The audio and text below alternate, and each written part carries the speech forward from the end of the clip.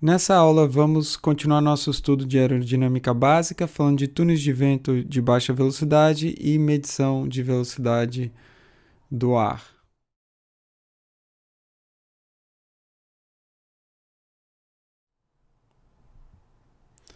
O primeiro tópico vai ser o escoamento em um túnel subsônico de baixa velocidade. Entendemos por baixa velocidade números de Mach inferiores a 0,3.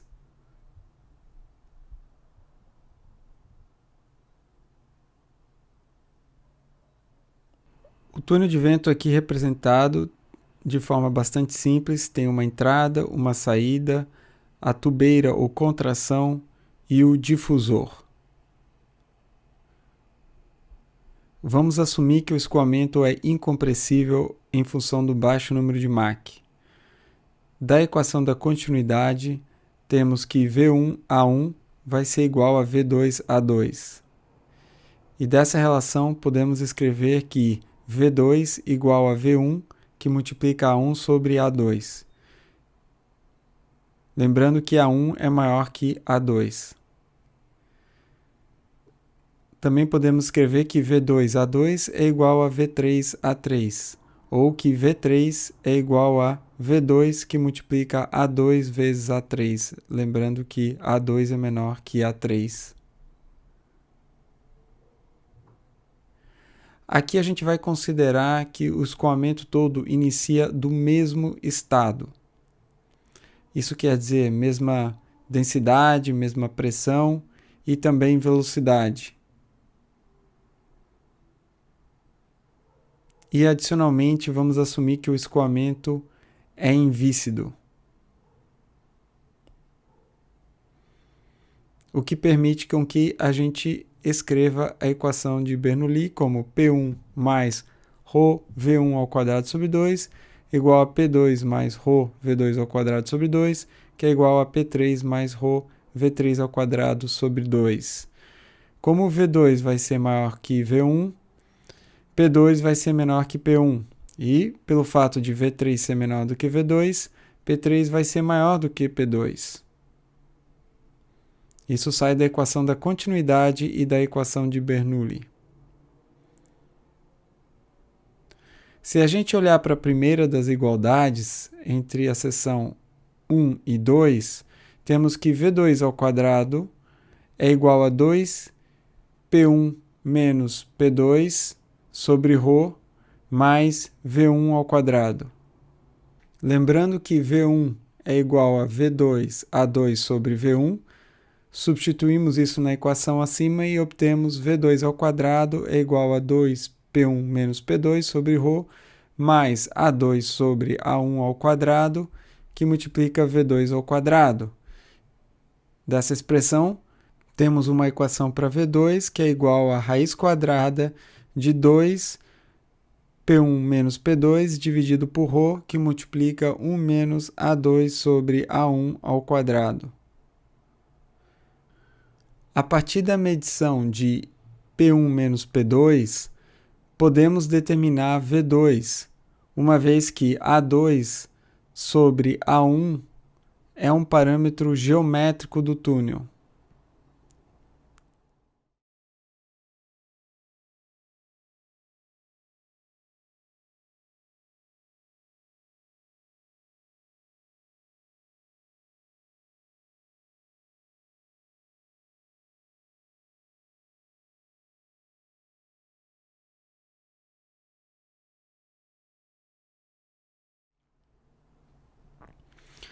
Uma forma de medir essa diferença entre P1 e P2 é através de um dispositivo chamado manômetro em U.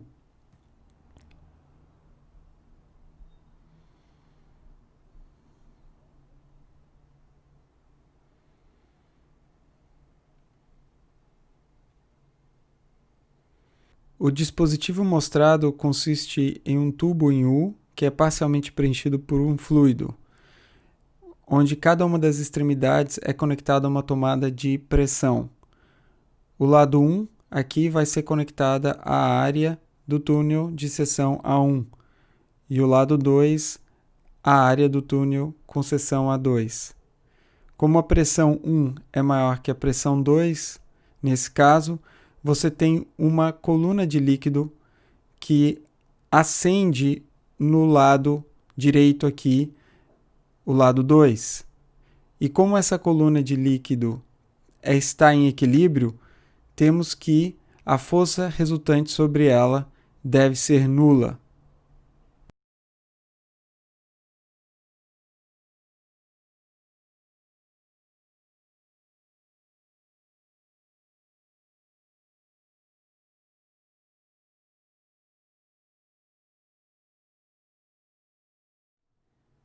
Vamos representar uma porção de líquido submetido a essas pressões dentro do tubo. Temos do lado esquerdo P1 e do lado direito a pressão vai ser P2 mais ρg vezes ΔH. O tubo tem a mesma seção A de ambos os lados, portanto P1 vezes A, que é a força na esquerda, vai ser igual a P2 mais ρg ΔH vezes A do lado direito. Isso resulta em P1 menos P2 é igual a ρg ΔH, onde ρ é a densidade do fluido do manômetro, não para ser confundido com a densidade do gás dentro do túnel. Também escrevemos ρg igual a W, onde W é o peso específico.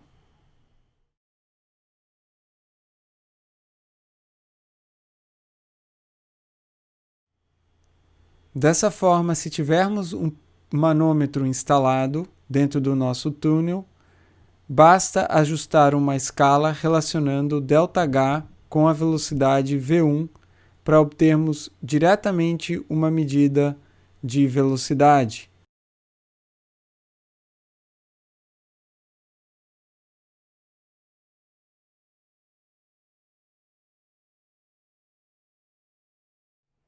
Nesse caso, V1 vai ser igual a raiz de 2G ΔH dividido por 1 menos A2 sobre A1 ao quadrado. Agora vamos estudar o problema da medição da velocidade em relação ao ar, ou a velocidade relativa ao ar. Essa que é uma aplicação essencial em aeronáutica.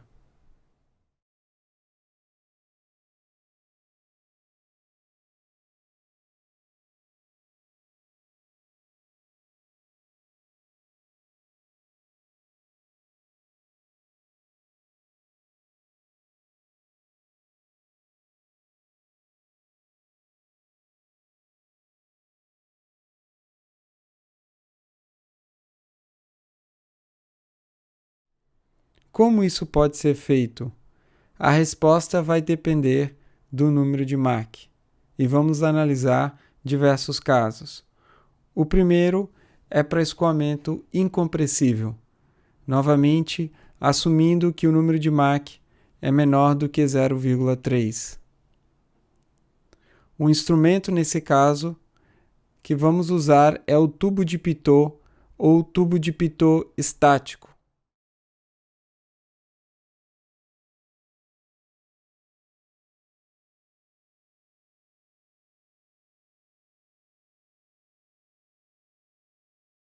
Esse instrumento é constituído por uma haste com um canal ligado a um medidor de pressão. A tomada de pressão do tubo de Pitot deve ser orientada na direção de deslocamento. Um elemento de fluido que pertence à linha de corrente que chega na entrada do tubo de Pitot vai desacelerar do ponto C até o ponto A.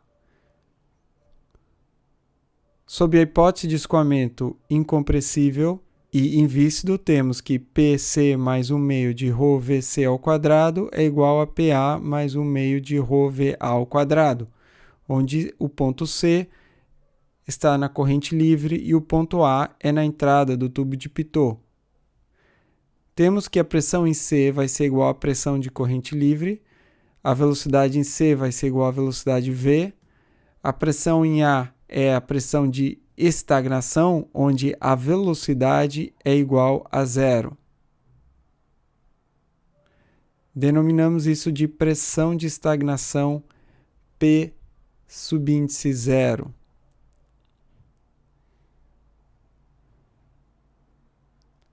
Isso nos permite escrever P mais 1 meio de ρV ao quadrado é igual a P0. E a velocidade V vai ser igual a raiz quadrada de 2, que multiplica P0 menos P, dividido por ρ. É útil definir a quantidade Q igual a 1 meio de ρV ao quadrado como pressão dinâmica.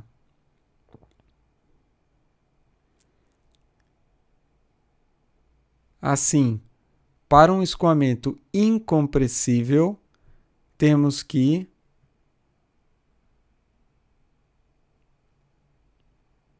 P mais Q igual a P0. Veremos adiante que isso não é verdade para escoamentos compressíveis.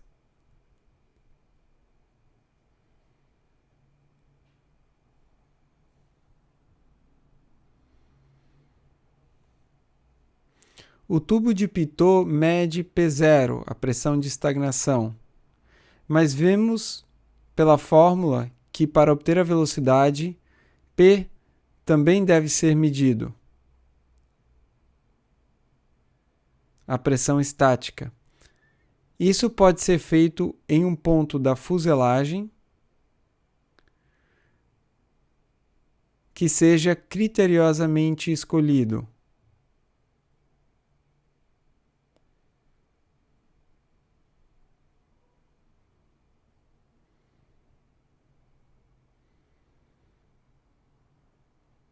No entanto, existe uma medição chamada de Pitot estática que fornece a diferença P0 menos P diretamente.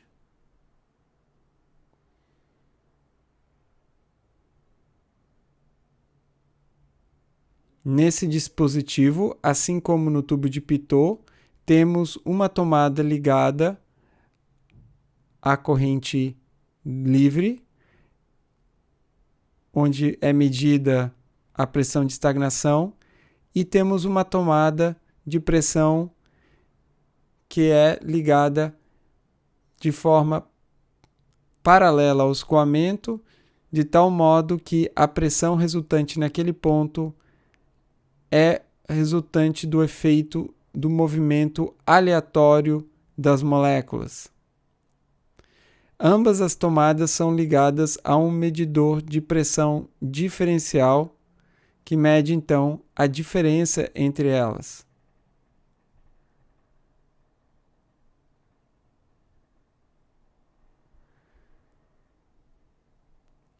Existe também um dispositivo chamado de sonda de Pitot estática, que reúne essas medidas em um único local ou um local muito próximo,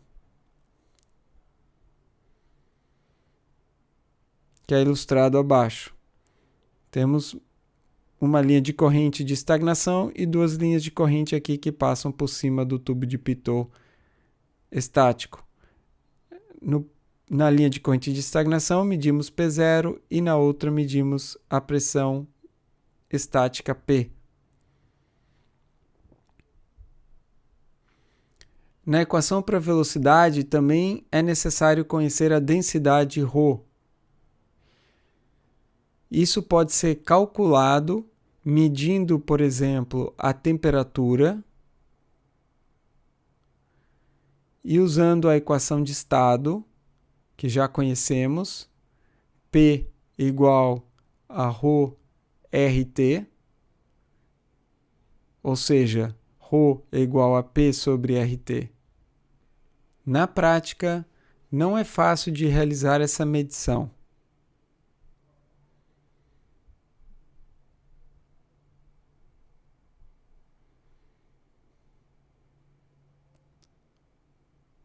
Uma saída é calibrar o indicador de velocidade com base na densidade ao nível do mar, que chamamos aqui de ρs, e não a densidade à altitude. Nesse caso, a velocidade calibrada VC vai ser igual a raiz de 2p0 menos p sobre ρs. A razão entre a velocidade calibrada e a velocidade verdadeira vai ser igual a raiz de ρ sobre ρs na 1/2.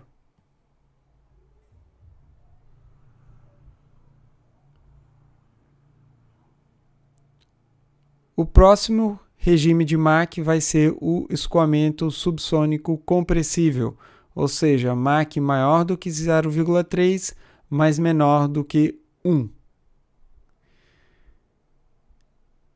Nesse caso, precisamos considerar as variações de densidade, portanto, a equação de Bernoulli não pode ser mais usada.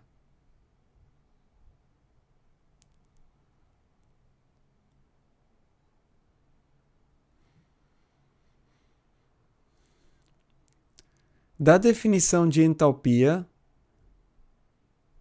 H é igual a E mais PV. E H é igual a Cp vezes T. Energia interna é igual a CV vezes T. E da equação de estado temos que PV é igual a RT. Portanto, CPT é igual a CVT mais RT.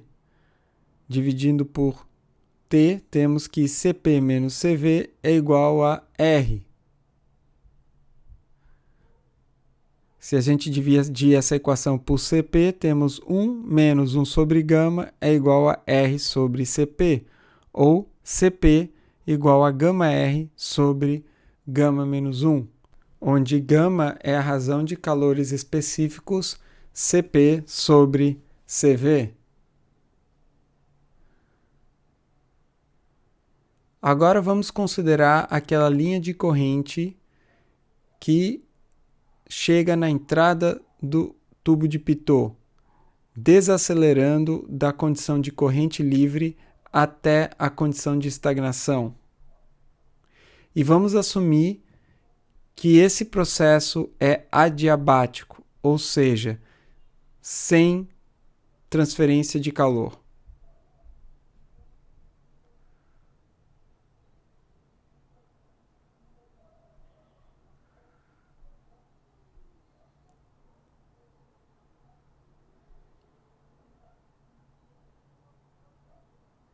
CPT mais 1/2 de V ao quadrado vai ser igual a CpT0, onde T0 é a temperatura de estagnação. Ou seja, T0 sobre T é igual a 1 mais V ao quadrado sobre 2 CPT, o que pode ser escrito como 1 mais V ao quadrado sobre 2 gama RT, que multiplica gama menos 1. Lembrando que a velocidade do som ao quadrado é igual a gama RT, temos T0 sobre T é igual a 1 mais gama menos 1 sobre 2 V ao quadrado sobre A ao quadrado. Ou seja, T0 sobre T igual a 1 mais gama menos 1 sobre 2, que multiplica o número de Mach ao quadrado. Essa é uma relação importante que vale para escoamentos adiabáticos. Durante o processo de desaceleração do fluido, podemos desprezar efeitos viscosos ou atrito. Portanto, juntando esse fato ao anterior de que o escoamento é adiabático, temos um processo isentrópico. E já descobrimos da aula passada que para escoamentos isentrópicos, P0 sobre P pode ser escrito como ρ0 sobre ρ elevado na gama, que também é igual a T0 sobre T elevado na gama sobre gama menos 1. Usando a relação que obtivemos para T0 sobre T, podemos escrever que P0 sobre P é igual a 1 mais gama menos 1 sobre 2 m ao quadrado elevado na gama sobre gama menos 1. E ρ0 sobre ρ é igual a 1 mais gama menos 1 sobre 2 m ao quadrado, tudo elevado na 1 sobre gama menos 1.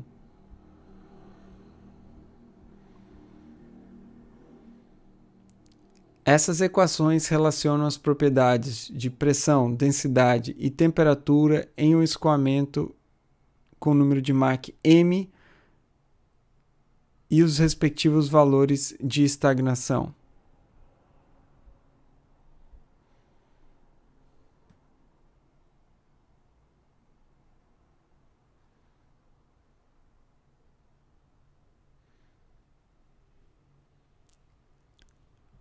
Podemos ainda isolar m da expressão para P0 sobre P.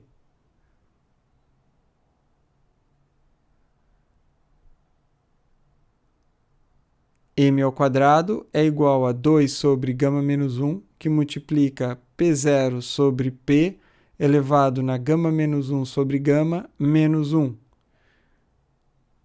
Ou seja, sabendo ou conhecendo P0 sobre P, temos m.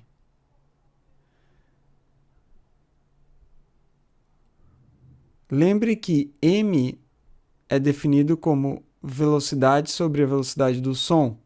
Assim, v ao quadrado é igual a 2 ao quadrado sobre gama menos 1, que multiplica P0 sobre P elevado na gama menos 1 sobre gama menos 1. A equação acima pode ser reescrita da seguinte forma.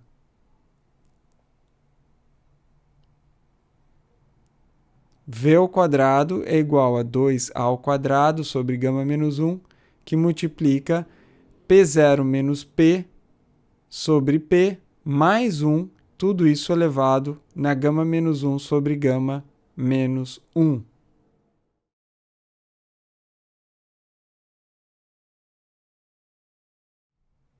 Essa equação nos fornece a velocidade verdadeira em relação ao ar, se pudermos medir P0 menos P, P, e também tivermos conhecimento ou a medição da velocidade do som A. Na prática, como a gente viu, é difícil medir localmente a velocidade do som, porque precisamos da temperatura.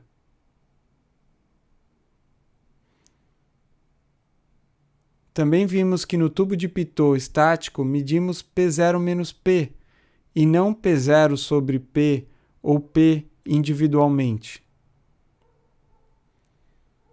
Então, uma solução é usar valores referências ao nível do mar para P e A ao quadrado.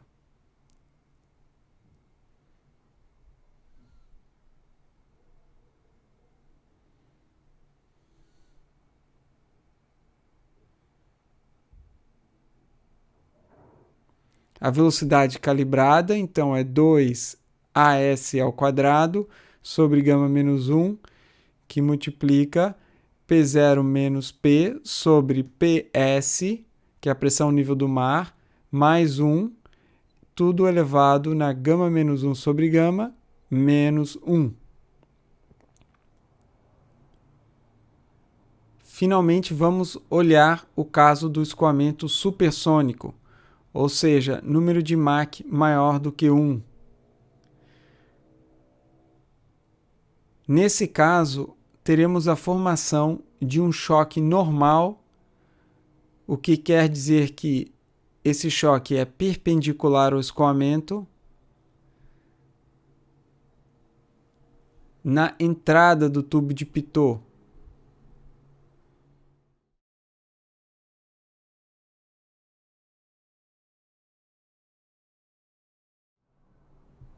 Como mostrado na figura. Na região bem próxima à entrada, o choque vai ser normal. Os valores P1, ρ1, V1 e M1 são os valores antes do choque. Os valores com subíndice 2 são os valores após o choque. Ao passar pelo choque, M diminui, temperatura aumenta, a velocidade diminui, P0 diminui, T0 é constante.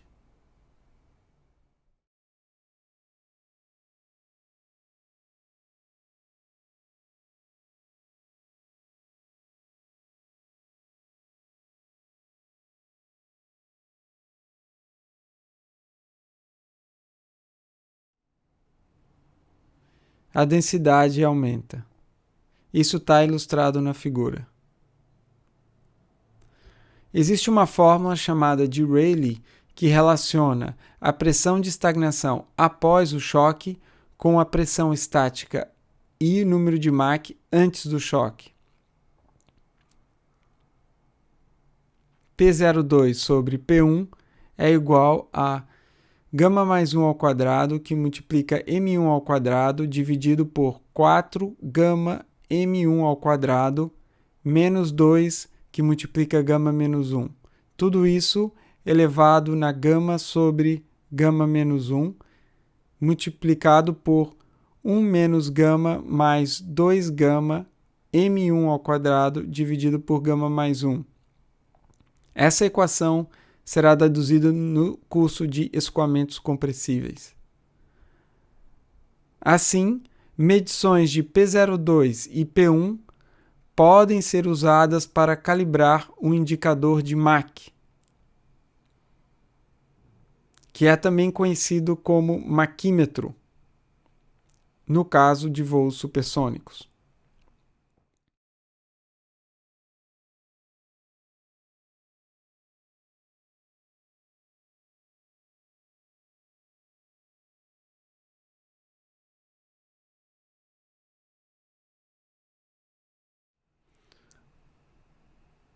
O último tópico dessa aula é a definição de velocidade equivalente.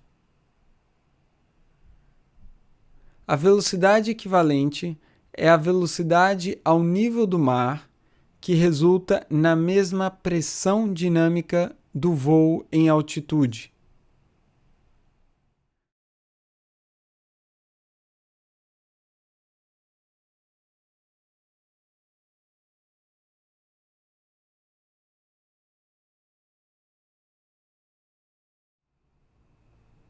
Escrito matematicamente, Q infinito ao nível do mar é igual a Q infinito altitude, onde o subíndice infinito representa a corrente livre. Temos que ao nível do mar, o ρ é ρs, e a velocidade ao nível do mar, ou velocidade equivalente, vamos chamar de VE. A densidade na altitude é simplesmente ρ e a velocidade na altitude v. Portanto, 1 meio de ρs VE ao quadrado é igual a 1 meio de ρv ao quadrado. O que nos dá que VE vai ser igual a V vezes raiz de ρ sobre ρs. Essa é a definição de velocidade equivalente. Veremos adiante que, ao conhecer a velocidade equivalente, conhecemos a pressão dinâmica. E a pressão dinâmica é uma variável importante para podermos estimar ou determinar as cargas como sustentação e arrasto.